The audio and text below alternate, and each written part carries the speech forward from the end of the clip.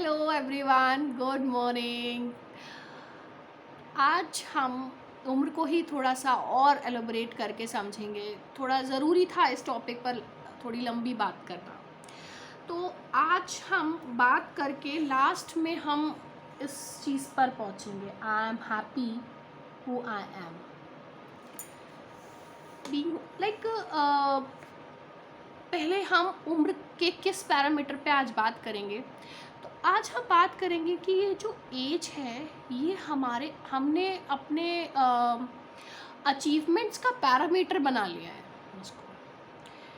कल मैंने बात की थी कि उम्र हमारे दिमाग पर हावी हो जाती है, तो अब हमारे अचीवमेंट्स जो हैं, हमने लाइफ में क्या किया है, हम क्या कर रहे हैं, आगे हम क्या करेंगे, ये सब हम उस उम्र के गोल गोल चक्कर में ना घुमाते जाते हैं।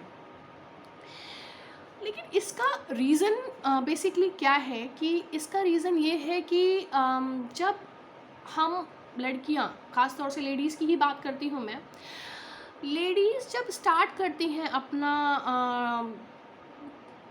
करियर या अपनी पढ़ाई शुरू करती हैं, तो उनको एक एज के पैरामीटर में बांध दिया जाता है पहले से ही। उनको ये समझाया जाता है कि भाई इतना टाइम है, इस टाइम में तुम्हें जो करना है कर लो, क्योंकि हमें आगे का भी देखना है। तो as as an speed breaker उनकी लाइफ में स्टार्ट हो जाता है वहीं से। उनको वहीं से पता होता है कि यार मुझे इस एज तक ये कर लेना है, नहीं तो घर वाले शादी करा देंगे। मतलब एक अमूमन मैक्सिमम घरों की चीज़ें हैं। एग्ज़ाम्पल ले लो, जैसे फॉर एग्ज़ाम्पल अगर मैं बात करती हूँ, ये यूपीएससी के एग्ज़ाम्स हुए या जो भी हुए, इनकी एज लिमिट लड़का लड़की दोनों के लिए सेम होती है, ठीक है। अब अगर लड़कियाँ उस एज तक 32 तक या कहीं पे 40 एजेस होती है, अगर वहाँ तक लड़कियाँ कहेंगी कि मैं शादी नहीं करूँगी और मुझे जो है I have to prepare for my exams, for my government exams, तो घर वालों से ज़्यादा दिक्कत तो पड़ोसियों को शुरू हो जाती है। दे आर इन पैनिक कि भाई आपकी लड़की की शादी नहीं हुई, ये नहीं हुआ, वो नहीं हुआ। तो वो स्पीड ब्रेकर और एक मेंटल सेटअप वहीं से स्टार्ट हो जाता है हमारे अचीवमेंट्स का। अचीवमेंट के लिए जो पैरामीटर्स में एज का शुरू हो जाती है। और वही लड़के अगर कहते हैं तो ठीक है, लड़का है, कहाँ जाना है, करने दो, एक बार अच्छा सेट हो जाएगा तो बहुत बढ़िया रहेगा। पेरेंट्स क्या करते हैं, लड़कियों को कभी ये नहीं देखते हैं कि किस लड़की ने लास्ट एज लिमिट पे चीज़ों को क्वालिफाई किया। हमेशा कहते हैं देख फर्स्ट टाइम में टॉपर बन गई। हर बंदे की अपनी अलग अलग कैपेबिलिटी है। सबके अचीवमेंट्स को अलग अलग तरीके से ही देखा जा सकता है। सब एक साथ नहीं चल सकता, सबका एक समान चीज़ें नहीं हो सकती है, हर एक का अलग अलग कैलिबर है। तो अब यहाँ पे जो मेन फोकस बात है वो ये है कि अचीवमेंट्स को एज के पैरामीटर में क्यों बांधा जा रहा है। सीधी सी बात है कि अगर ये एक जो बचपन से सेट ऑफ माइंड हो जाता है कि भाई एज, इस एज तक ये कर लो, इस एज तक ये कर लो, तो हम एक प्रेशर में काम करते हैं और वो प्रेशर हमारी हर चीज़ में दिखने लगता है।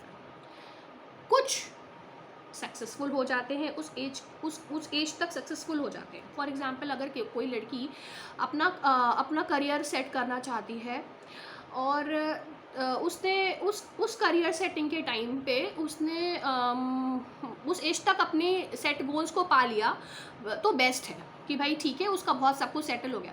लेकिन मैक्सिमम नंबर ऑफ़ लेडीज़ को इतना प्रेशर होता है फैमिली का कि वो नहीं हो पाती है उनकी चीज़ें उस तरीके से जो वो प्लान कर रही होती है अपनी लाइफ के बारे में, अपने अचीवमेंट्स के बारे में। तो जब वो चीज़ें नहीं हो पाती हैं और हमारा second phase of life as if शादी शुरू हो जाता है, फिर वो कहीं ना कहीं अंदर एक चलता रहता है कि हम ये नहीं पा पाए। सपोर्टिंग घरों में लड़कियां करना शुरू कर देती हैं। देखो, चाहे सपोर्टिंग हो चाहे ना हो, लेकिन शादी के पहले किसी चीज़ को अचीव करना और शादी के बाद किसी चीज़ को अचीव करना, these are two different path. क्योंकि शादी के बाद तो भर भर के जिम्मेदारियां आ जाती हैं। आपके कई नए रिश्ते शुरू हो जाते हैं, आपके कुछ कंपलसरी सब्जेक्ट्स हो जाते हैं। तो वो हम कल उस पर बहुत एलोब्रेशन में बात करेंगे। आज अभी इसी टॉपिक पे बात करते हैं। तो मुझे ऐसा लगता है कि अब इसका सल्यूशन क्या है। ठीक है, हमने अपना अचीवमेंट्स जो भी हर एक स्टेज के अपने अचीवमेंट्स होते हैं भाई। हमारी पढ़ाई कंप्लीट हो गई, हमारा करियर, फिर हमारे पर्सनल चीज़ें, शादी, एवरीथिंग अचीवमेंट्स। अब लड़कियां आजकल इतना ऊहा पोह में चलती चली जा रही, हम लेडीज़ इतना कॉम्प्लिकेटेड करते जा रहे हैं अपनी चीज़ों को। तो मैंने ये सोचा कि आखिर हम बेसिक हमारा ये है मुहिम कि हम अपने आप को कैसे अपने आप को पैम्पर करें, कैसे अपने आप को खुश रखें, और कैसे इन उम्र के चीज़ों के साथ अपने अचीवमेंट्स को लेकर के हम खुश रहें। तो इसके दो तरीके हैं।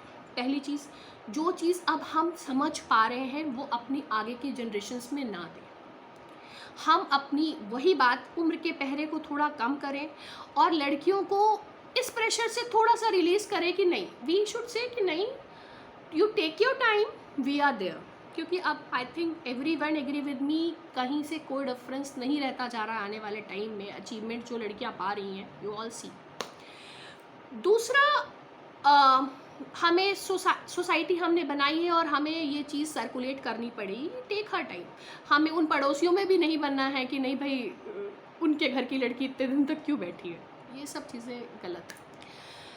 सेकेंड चीज़, अब जो हो चुका है, जो एक चीज़ सेट ऑफ फेस को पार कर चुकी है, अब वो शादी हो चुकी है, वो माँ बन चुकी हैं, वो कैसे करें? क्योंकि हर दिन आदमी को जितना मिलता जाता है ना, वो उसके ऊपर ही चाहता है। कहते हैं कि तो इसके लिए एक सबसे अच्छी चीज़ है, मन के हारे हार है और मन के जीते जीत। तो लाइफ को उस तरीके से जीना पड़ेगा कि हाँ, हमें अपनी उम्र के बंधन से अपने अचीवमेंट्स को थोड़ा अलग रखना पड़ेगा। हमें ये देखना पड़ेगा कि हम किस चीज़ को लेकर के खुश हैं, हमारी खुशी किस चीज़ पे डिपेंड करती है। हम कुछ वर्किंग है, कुछ नॉन वर्किंग है। अब जो वर्किंग है वो जिस स्टेट पे है वो उससे आगे बढ़ना चाहती हैं, जो हाउसवाइफ है उनके अपने चैलेंजेस हैं, अपनी चीज़ें। तो ऐसा नहीं है कि आपने कुछ अचीव नहीं किया है, आपने बहुत कुछ अचीव किया है।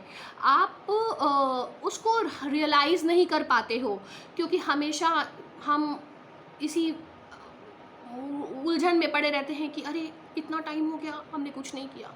तो हम अपने आप को कैसे समझाएं? आगे की पीढ़ी के लिए तो हम स्टार्ट हैं, तैयार हो रहे हैं, लेकिन हम अपने आप को कैसे समझाएं? तो मेरे प्यारे दोस्तों, मैंने जहाँ पे शुरू किया था, हमें इस चीज़ को अपने अंदर फॉलो करना पड़ेगा, दैट आई एम हैप्पी